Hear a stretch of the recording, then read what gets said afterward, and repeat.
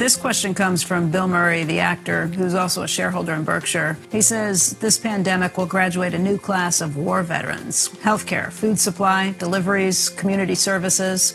So many owe so much to these few. How might this great country take our turn and care for all of that? We won't be able to pay, actually. It's like people that landed in Normandy or something. I mean, the poor, the disadvantaged, they suffer. There's an unimaginable suffering, and at the same time, they're doing all these things that they're working 24-hour days, and we don't even know their names. So we ought to do. If we go overboard on something, we ought to do things that can help those people. And this country, I've said it a lot of times before, but the history of it, I mean, we are a rich, rich, rich country. And the people that are doing the kind of work that Bill talks about, they're contributing a whole lot more than some of the people that came out of the right womb, or got lucky and things, or know how to arbitrage bonds or whatever it may be. And I'm, in a large part, I'm one of those guys.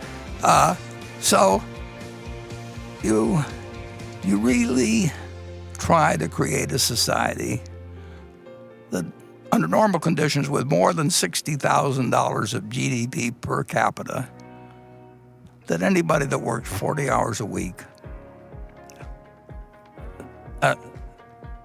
can have a decent life without a second job and with a couple of kids, and have, they can't live like kings. I don't mean that, but that nobody should be left behind. It's like a rich family.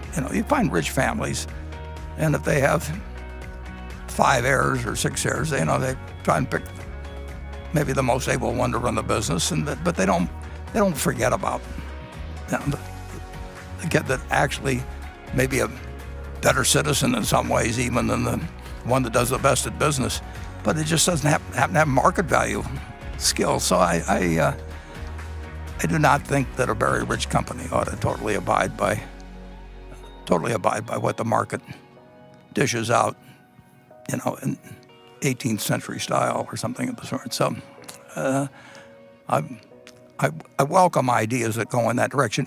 We've gone in that direction. We did come up with Social Security in the 30s.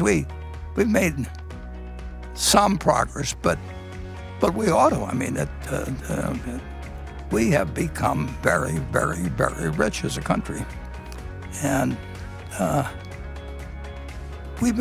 things have improved for the bottom 20%. I mean, you can see various statistics on that, but I'd rather be in the bottom 20% now than be in the bottom 20% 100 years ago or 50 years ago. But it's what's really improved is the top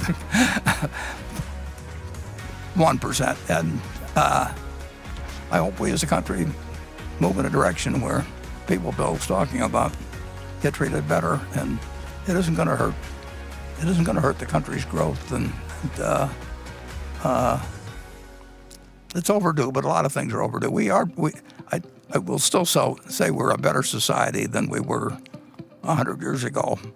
But you would think with our prosperity, we would hold ourselves to even higher standards of taking care of our fellow man, particularly when you see a situation like you've got today, where it's the people whose names you don't know that are watching the people come in and watching the bodies go out. Greg? Yeah, the only other group that I would highlight, I think it'll be very interesting to see how it plays out, is with the number of homeschooling and the children that are home. I think there's we've always had so much respect for our teachers, but we all talk about how we don't take care of them.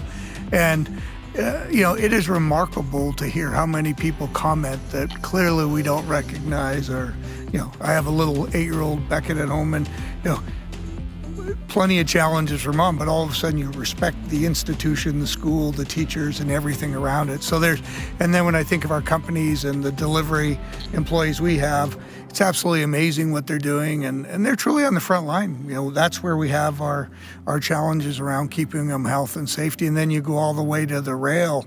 The best videos you see out of our companies are when we have folks that are actively engaged in moving supplies, food, medical products, and they're so proud of it, and they recognize they're making a difference. So a lot of it is we just owe them a great thanks. And Warren, you touched on it. We can some way, maybe hopefully longer term, compensate them, but there's a great deal of thanks, and I probably just think an immense amount new appreciation for a variety of folks.